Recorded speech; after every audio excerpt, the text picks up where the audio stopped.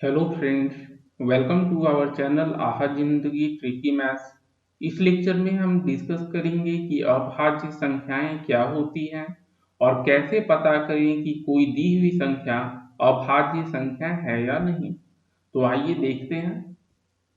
देखिए, अभाज्य संख्याएं क्या होती है। तो कोई भी पूर्ण संख्या जिसके सिर्फ दो गुणनखंड हों उसे हम अभाज्य संख्याएं कहते हैं। और वो दो गुणनखंड कौन सी होगी? पहला गुणनखंड आपका एक होता है और दूसरा गुणनखंड जो संख्या है वो संख्या खुद ही होती है। ठीक है, देखिए, अगर हम एग्जाम्पल की बात करें तो अभाज्य संख्याएं हो गई आपकी दो। दो को देखेंगे तो सिर्फ उसके गुणनखंड एक या दो है। वैसे ही तीन के बारे में बात करें तो ये इसके गुणनखंड एक और तीन ही होंगे। पांच की बात करेंगे तो एक और पांच ही होंगे। सात, ग्यारह सभी आप देखेंगे तो सभी के गुणनखंड एक या संख्या खुद होगी। ठीक है, तो 100 से कम जो अभाज्य संख्याएं हैं वो आपको यहाँ लिखी हुई है, देख लें आप। दो, तीन, पांच, सात, 11, 13, 17, 19, 23, 29, 31, 37, 41, 43, 47, 53, 56, 59, 61, 67, 71, 73, 79, 83, 89 और 97। तो अब आप ध्यान से अगर इन संख्याओं को देखिएगा तो आपको पता चलेगा कि केवल दो दो ही एक ऐसी सम संख्या है जो अभाज्य है। बाकी सारी अभाज्य संख्याएं विषम है। ठीक है, तो दो ही एक सम संख्या है जो अभाज्य है। अब देखिए, मान लीजिए हम कितना याद रखेंगे। चलिए, 100 से नीचे जो संख्या है, 100 से कम संख्या वालों को हम याद रख सकते हैं कि वो अभाज्य है या नहीं है। अगर 100 से बड़ी है तो उतना पॉसिबल नहीं है कि सभी संख्या के बारे में हम याद रखें।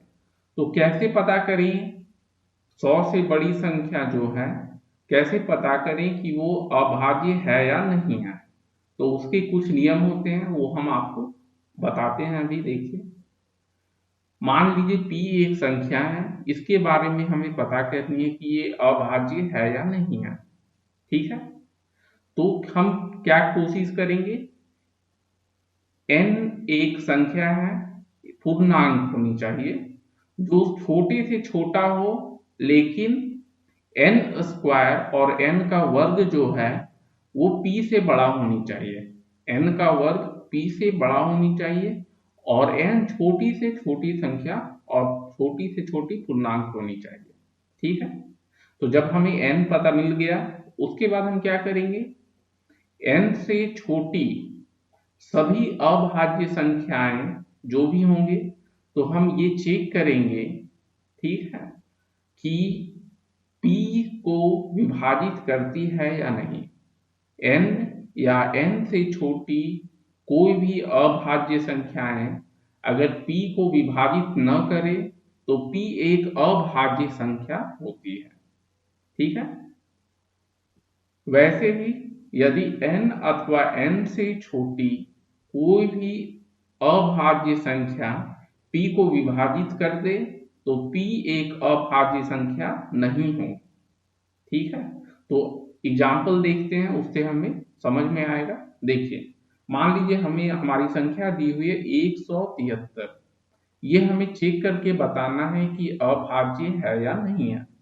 ठीक है, तो हम सबसे छोटी पूर्णांक पहले कोशिश करेंगे कि क्या होगी, जो जिसके वर्ग 173 से जस्ट बड़ा हो। ठीक है, तो देखिए, 14, 14 का वर्ग आपका होगा, कितना होता है 14 का वर्ग? 196। वो आपको 173 से बड़ा होगा।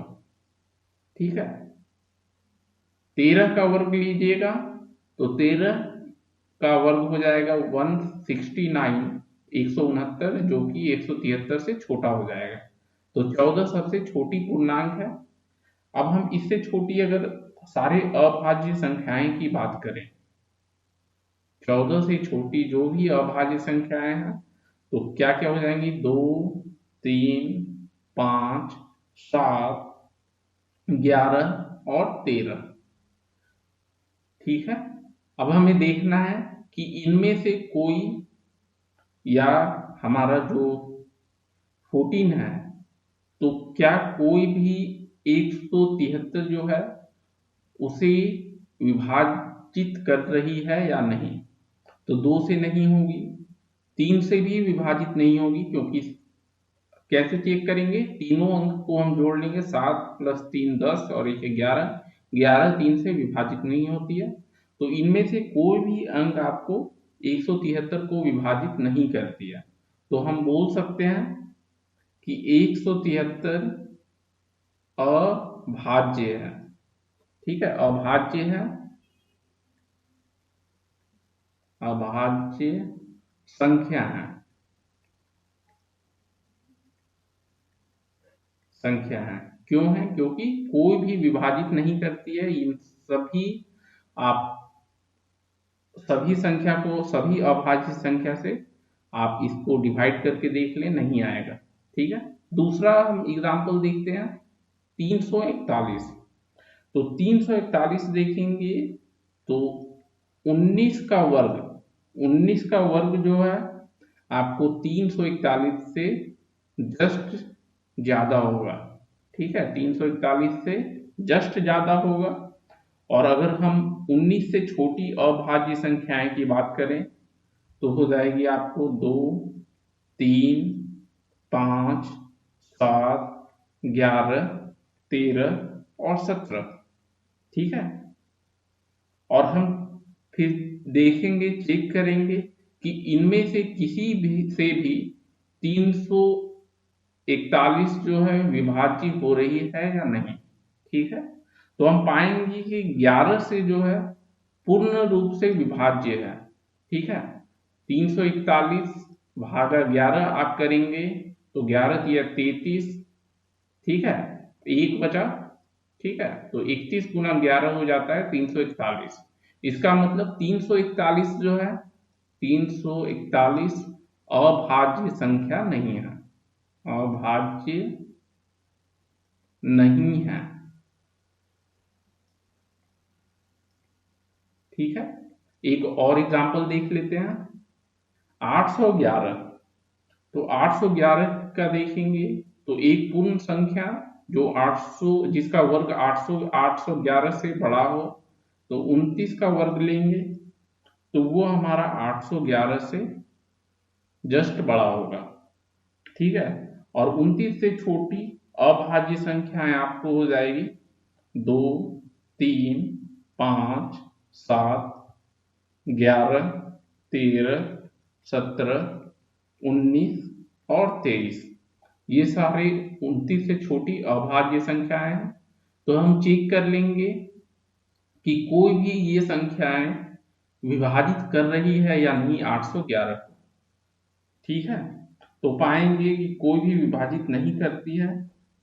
ठीक है, तो 811 एक अभाज्य संख्या है, अभाज्य संख्या है। ठीक है, तो ऐसे हम चेक कर सकते हैं, कोई भी नंबर हो 100 से बड़ा तो उसे हम ऐसे ही चेक करेंगे। ओके फ्रेंड्स, तो इस लेक्चर में हमने अभाज्य संख्याएं के बारे में डिस्कशन किया, और ये भी हमने डिस्कस किया कि कोई भी संख्या 100 से जो बड़ी हो तो कैसे जांच करेंगे कि वो अभाज्य है या नहीं। Okay, thank you.